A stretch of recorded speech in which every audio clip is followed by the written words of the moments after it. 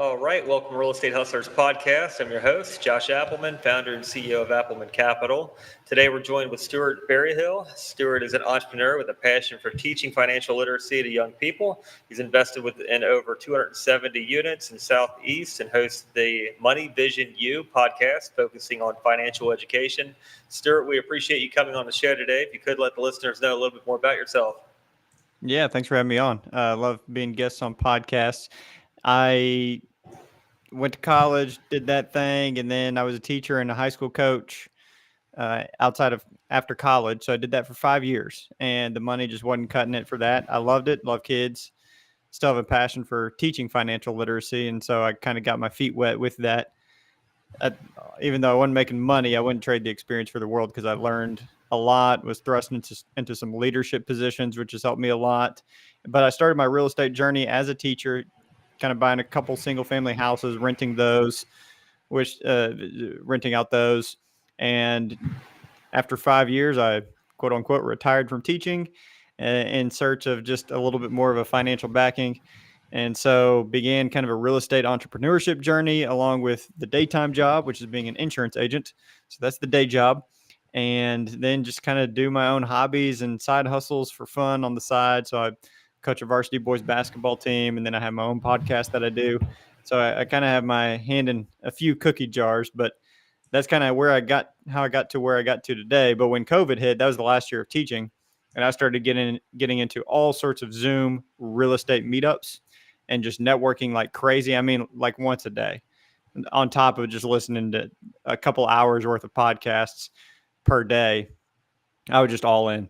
And so Yeah. got connected to people that way. And that really helped, speed up some of the real estate journey that I was doing and finding different partners for different units. And me and my brother, we 50-50 a few of our properties, but then we have some other joint venture deals as well. But that's a brief background on how I got to where I am today, I guess. Very cool. And it's the grit, the hustle, and the drive to grow and get further down the road. So today, you're currently invested into 270 units. Is that correct? Yes, one actually just sold. 127 actually just sold, and then I have another one. I'm a part GPN and just helped raise capital and whatnot. But then we have 62 units specifically in the Central Arkansas that I very much have kind of a heavy hand in of the asset management. And 20 of those are Airbnb, short-term rental type of properties. So we've kind of tinkered with different areas. But yeah, so I'm in Little Rock, Arkansas, so I've been really focused on investing in my backyard. Yeah, I think that's the best approach too. Just where you can go out and see the property, make sure that it's just make sure that it's clean, it's functional, and it's a great place to live. And you can't really do that when the properties are a flight away.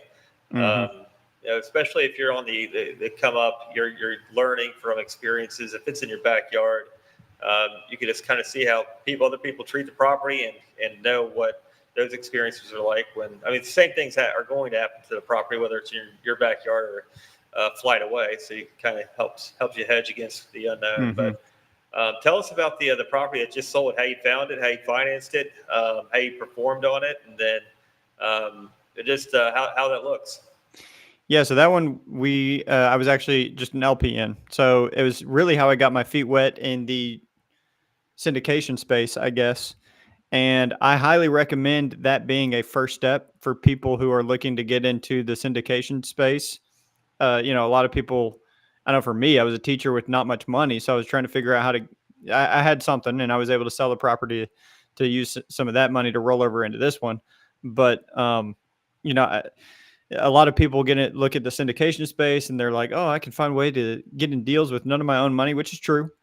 But I really like the idea of starting as a limited partner and just investing with another seasoned general partner, asset management group, seeing how they do. And the deal did fine. I know it went through some hiccups of, just insurance costs went through the roof. I think it was originally going to be a 6-year hold, and it ended up being a 3-year hold. We got our money back and a little extra on top of that. So it wasn't a killer deal by any means, but it did help me learn the process, seeing people do it their way of the monthly investor reports, how they handle, if the property isn't performing well, what they're doing. You What? could, Well, you let's could, start from the yeah, beginning though on this.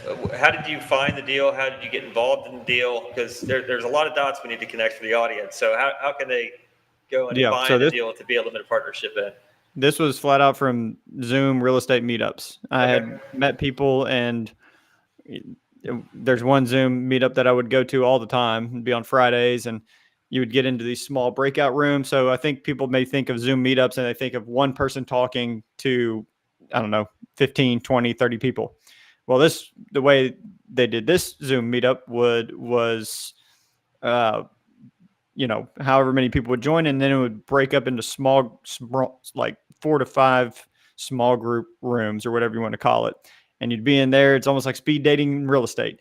And you're seeing who's interested in what, who's investing where, who needs help with what, learning from different people's experience, and just kind of got to know some people over time. And they would promote their deals that they had started to pursue and needed investors for. And I liked the underwriting, went to their Zoom meetup for investors, going over that. But that's how I got in touch with those general partners to find that deal, because I was in Georgia. So that was the first one, and I'm in Arkansas. So that was the first time I'd ever invested, one, outside of the state, but two, where I wasn't really hands-on, because I like to be hands-on with whatever my investment is. But so I gave a small amount. Another thing I would recommend to people, if you're going to be a limited partner, don't start big. If you got 50,000 to invest, see if you can just invest 25. What part of Georgia was this in? Augusta. Augusta. What year was this investment? So this one was 2021 when I got invested in it. Okay. All right. It was prices were hiked up pretty good then. Mm-hmm. Yeah, and it was a loan assumption, so I think there's more capital that was raised. But Augusta, Georgia in general, pretty good area to invest. And then I know insurance costs definitely spiked a little bit, and that hurt. And then the occupancy never really got to 92 plus. It was kind of hovering in the mid 80s quite a bit. But so it went through some dingers, but I think it's unreal. I think a lot of people get into real estate and think, oh, just because you invest, it's automatically going to go well. And I think this is a really good learning experience, just to see, okay, it didn't quite hit the numbers that we wanted to, but everyone got the money back. Everyone's happy. They got a little bit of returns, especially in a time where I know there's a lot of extra capital calls going on right now.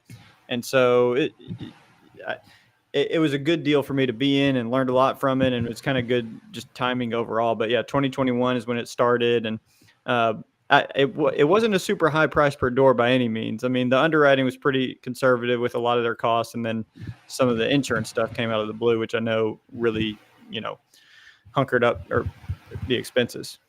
Whereas did the general partnership, were they self-managing or relying on third party? Relying on third party. And I know they had done that with 2 different property managers, and then they started to manage it themselves. So they got involved, and I don't know all the intricate details there, but for me as an investor, when I see people doing that, to me, they're hustling. And that's all I really want to know. If we went from 15% to 10% return, that's okay. I just want to know that people are really, protecting the money, protecting the investment, looking at it like their own, and really just hustling to try and make the deal as good as it could possibly be. Yeah, I think that's the key is having a GP, general partnership, that is operating the deal too. And I mean like boots on the ground, daily operating it. Because a lot of times you can have those daily stand-up calls, and then after the call, everyone disperses, and everything in the meeting that was gone over just completely evaporates. So it's being able to keep the foot on the pedal, apply pressure at all times, and make sure that the property's producing what it should be, because you're in direct control. You can pull different levers. Occupancy, I think, is a direct reflection of that as well, because there's so many misses in the operations on a daily basis, just by simple follow-up and follow-through. Leads can be coming in, but are they being managed? Are they being followed up? Are notes being done? Are we calling back? Are we scheduling appointments? There's so many operational inefficiencies that if you don't have these little in-between scenarios taken care of, you can see where it can hurt the performance of the property. Right. And I believe you're an operator as well, correct? Correct. So our biggest one in Central Arkansas, we have was a 30 unit.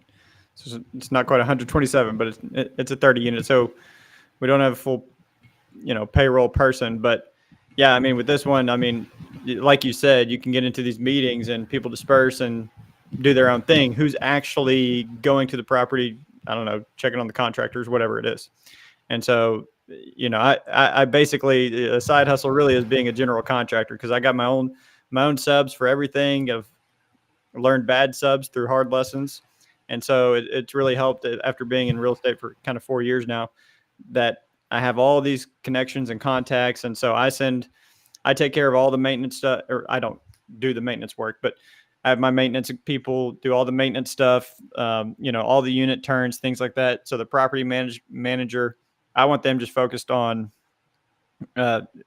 renting units, getting applicants, renewals, their due diligence there. But then I think a misconception with people getting into real estate. Real estate is a business.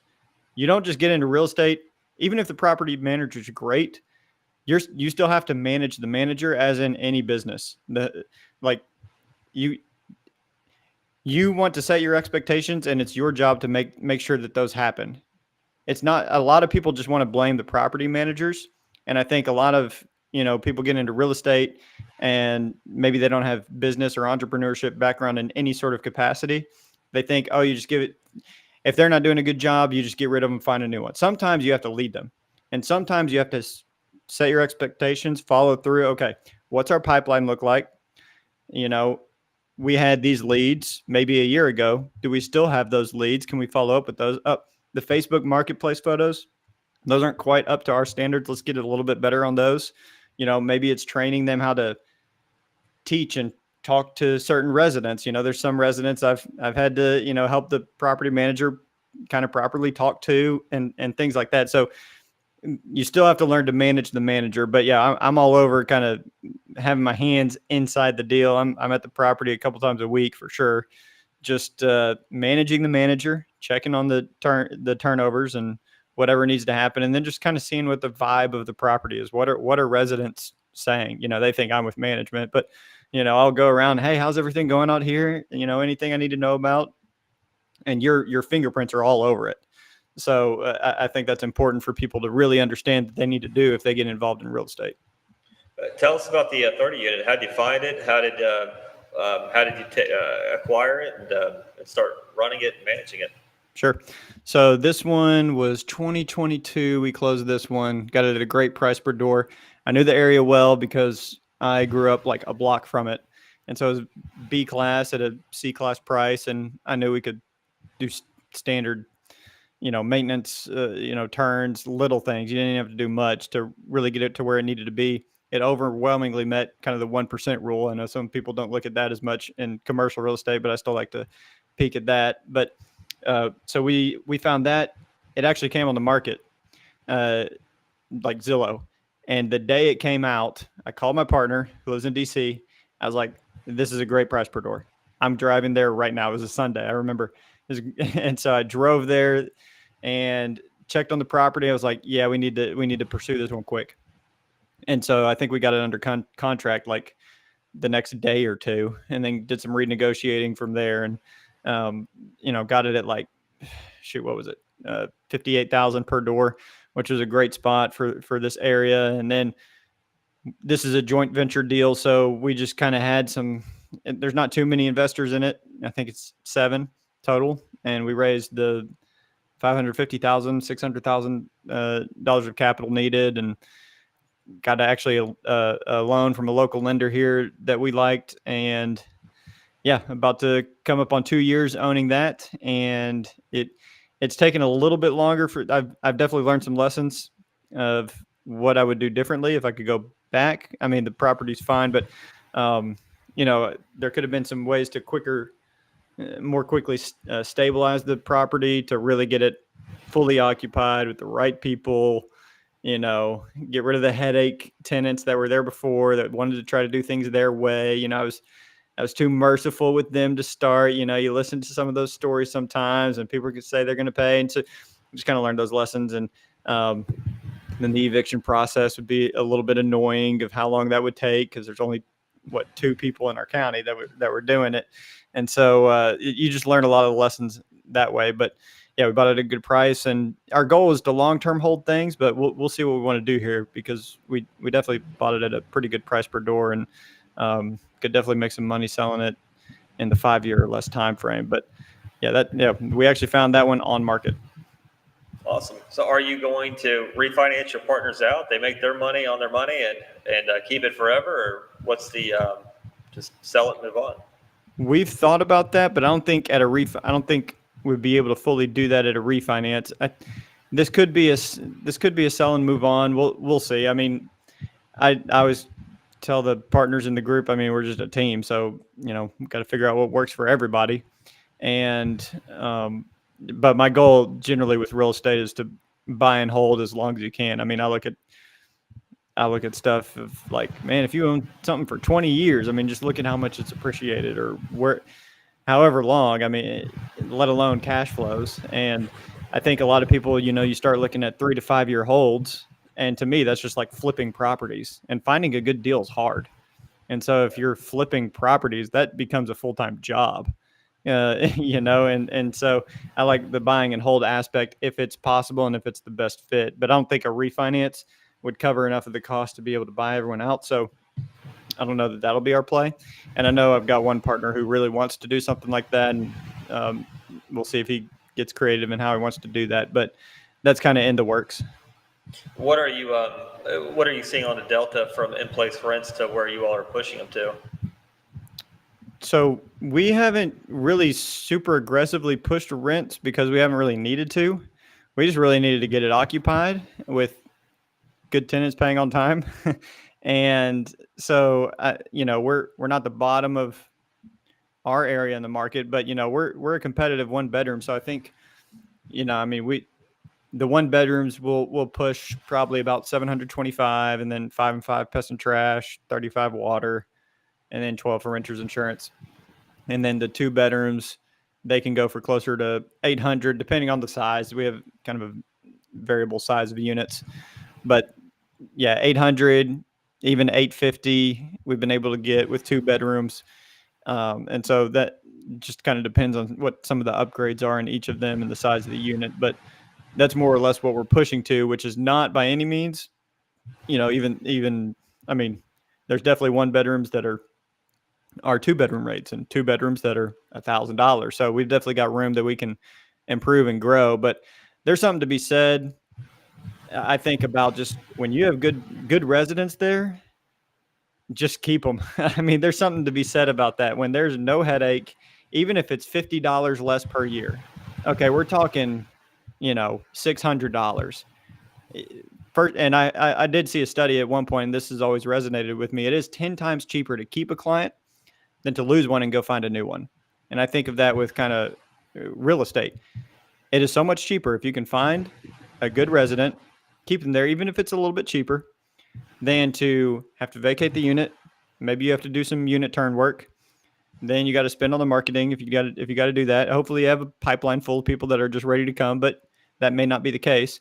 And then you move someone in, they pass all your requirements, but even still, something happens. I mean, we had someone who recently, they passed all the requirements, the checklists of, they made the rent to income ratio or income to rent ratio. They passed the background check, all this different stuff. They move in 2 months later, they're gone. They've moved out. No 30 days notice, no nothing. So obviously we chase them for that money, but this is someone that was new, had come in, they checked off all the boxes. And so something that I've learned is there's just something to be said about someone who is just a really good tenant. They've been there a long time.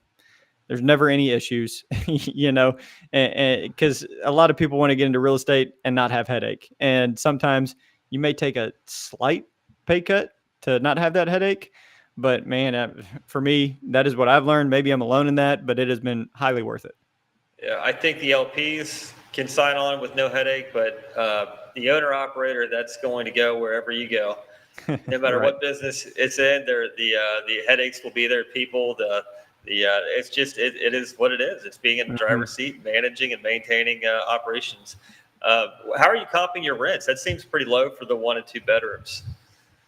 Yeah. So we we call other properties around us just to see what they're at, and you can see stuff online as well. But again, we bought at a good price to where we don't have to aggressively really push these things. Um, and so, our one bedrooms, we can probably maybe get 10% higher in the next couple of years. At the same time, it has been harder. It's taken longer, and our managers, they have a lot of assets throughout the state and different states. But they've told us just in general right now, it has taken longer to uh, get vacated units rented, and so we're totally fine with. I think, I mean, the economy is not in great shape. Sure, the stock market's up, things like that, but the people that are not making as much money, their margins are very slim, and so you see that as well. And I think, if you know that you're cash flowing, and you don't have to be so much higher to really be able to make the property perform the way you want to, and you just need the occupancy, then we're not really just trying to aggressively push the rent or anything like that. We're comfortable with where we're at, and with the cash flow. And then as a unit comes available, my first goal is occupancy. So we're at like 87-90% occupied right now. I want to see if I can hit 100%. I want to get those things full first before I really start to push the rents in another unit. It is my take. I don't want to push, say there's 3-4 vacant units. I want to wait until I'm kind of one unit, and maybe this is just me being conservative. I want to wait till there's kind of one unit to really try and push it, because then your occupancy is still pretty high and kind of covering those expenses, so to speak. And so that's where we're at. But it is definitely not the highest in the area, but we just call other properties and see where they're at for their rents. Got it. What kind of finishes are you putting inside the units? For the most part, we got new floors. We'll put some fresh coat of paint on there, new light fixtures, paint the doors and give some new appliances, but we don't always need new countertops. We don't need new cabinets. What else have we done? Those are really the main things. And then we've got some exterior appeal that we've done just from painting some different areas on the exterior. We're going to paint all the doors, add some new exterior light fixtures, but those are the main things. So it's really pretty standard stuff. We're not going in and gutting the unit. It's throw some LVT floor down there, paint the walls if you need it, which you generally do. I've learned that has helped a lot, because I've tried to not do it and get away with it, and it didn't work as well as painting it. It looks much better for advertising. And then your standard light fixtures. I think just fresh paint with the electric outlet plates and light fixtures really make a place pop. That makes it look a world of difference. Yeah, no doubt. We like to reface the cabinets with at least new doors, give a new color scheme, granite countertops, designer plumbing fixtures. Just make it a little bit on a different level above the rest. That way you can get those premium rents, and it helps push up the market and helps you secure the longer term tenants and paying a little bit more. But it all depends on the market too, and surrounding properties, right, what the market deems fit. So what's next on your agenda and the future of your real estate journey? Yeah, so we're not actively shopping right now. I like not over leveraging my time, and because I have plenty of other little things that I'm doing and enjoying. But we'll look to buy some more when we find a good deal. We've loved our Airbnb stuff that we've been doing. We have a 14 unit kind of boutique hotel. That was a full-on gut job, and that was an interesting process there. But that one, it's in Hot Springs, Arkansas, kind of a vacation touristy area, doing really well, especially in the summer. And so we like that. And my brother and I, we've always been drawn to kind of some vacation rental type of things. And so we've got our, different duplexes and fourplexes and single family houses in Little Rock as well. But we may look at even selling some of those and getting more into the vacation rental space, because if we can find one property that cash flows as much as 8 of our properties, then that is way more worth it. And, we did some different things with different loans starting out to where we really had to do very little with our own money, which was good. But, if I could go back, I'd put a little bit more towards the debt so you can make the cash flow that much easier, the operations that much less stressful and things like that. I think it really opens up what you can do. And so we'll look to buy, but I don't mind buying small stuff. I know a lot of people are really big into the economy of scale and things like that. But my 2 cents for people starting out is I like starting small because for my podcast, I have a financial literacy podcast, and I always talk, a lot of young people are scared to get invested, especially in real estate. They're like, what if something happens? What, all these things that can go wrong. And I just tell them to call it tuition. So if you're get a single family house and rent it and have extra cash. I know Mark Cuban always talks about that. A lot of entrepreneurs start out and he recommends having your credit card debt paid off and then have extra cash, have extra reserves for anything that can go wrong. Give yourself a year to figure it out. I think it takes 3 years to really learn any business. But, if you're starting out, get involved in a small property. And if something happens wrong, the AC went out and the property inspection, I don't know, it was a bad one, or something happens with the roof and you have to pay $5,000 to get something fixed. Change your perspective of, I lost money to, that's just tuition. Because if you're learning anything in life, you generally have to pay tuition. If you're going to college, you pay tuition much, much more than a $5,000 roof fix, whatever it is. And so that's why I like starting smaller, because your tuition payment isn't as bad, but you're really learning a lot of the same lessons and you're finding some of the same contractors. If you need contractors, go to Home Depot at 7 a.m. in the morning. You're going to find plumbers. You're going to find electricians. You're going to find whoever you need. And then you don't have to go to general contractor and pay them extra 25% just to use their electrician. And so you're going to find these different people that you can get involved in. And so you're learning the game that way. And then you kind of slowly build your portfolio.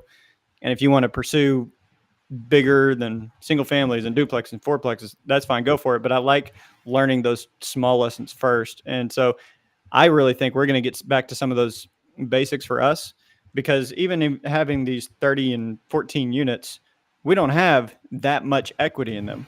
And so I like having full control of something.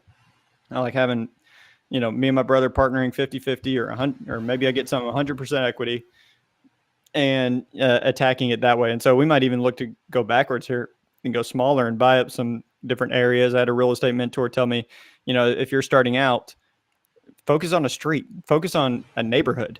And, you got your multifamily zone pockets in whatever city, focus on those and flip the whole. And when you buy those and renovate those, you're flipping the whole area. And so that's what I think we're actually going to lean towards focusing on. And then if we find some sort of vacation rental in the meantime, then we'll attack that. I think that's really going to be further down the road though, because it's going to require more capital. And we'd really like to do stuff ourselves rather than having a lot of partners. That's just our take, because I know that is not the normal take for a lot of real estate people, but that's what we're going to do. We're going to kind of move backwards and really kind of start smaller with some of the other things, just adding to duplexes, adding to fourplexes, and just finding good little deals out there like that, because there's plenty of them. Yeah, that is true. Very cool. If somebody wants to get a hold of you, learn more about you, and see if they can find deals with you, how can they reach out? Yeah, so I don't mind giving my email, Stuart, Stuart, at Berryhill, REI, realestateinvesting.com. And not Berryhill, BERRYHILLREI.com. Or you can follow our podcast. I love doing our podcast. It's growing, almost 5,000 followers on TikTok. I haven't really even done anything, but you never know. Some videos just find some viewers. But you can follow the podcast, Money Vision U, like university, on all podcast platforms, and it's on TikTok and Instagram. And it's really for, I call it the financial class you should have had in high school. That's the tagline of it. So it's not just real estate focused. Breaks down the 5 different asset classes, has a CPA come on, and he breaks down the taxes in a paycheck. So it's really aimed at young adults, maybe 16 to 24 years old, that are really just trying to get a grasp of the basics of financial literacy. I love doing that. It's a big hobby that I'd love to grow into something that can be monetized, but those are the ways you can find me and get a hold of me. Awesome. Cool. Stuart, I definitely appreciate your time today, and I'll look forward to following you. Appreciate it.